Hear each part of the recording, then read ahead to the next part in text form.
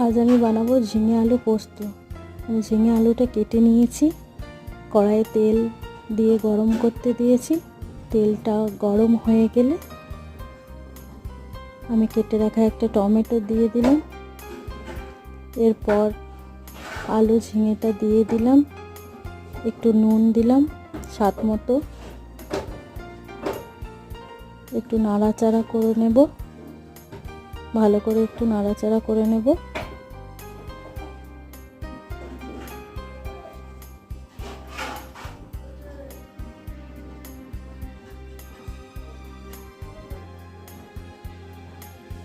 এরপরে ঢাকা দিয়ে দেব কিছুক্ষণ,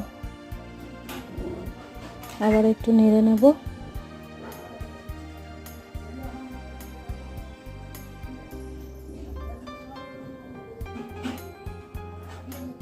ঢাকা দিয়ে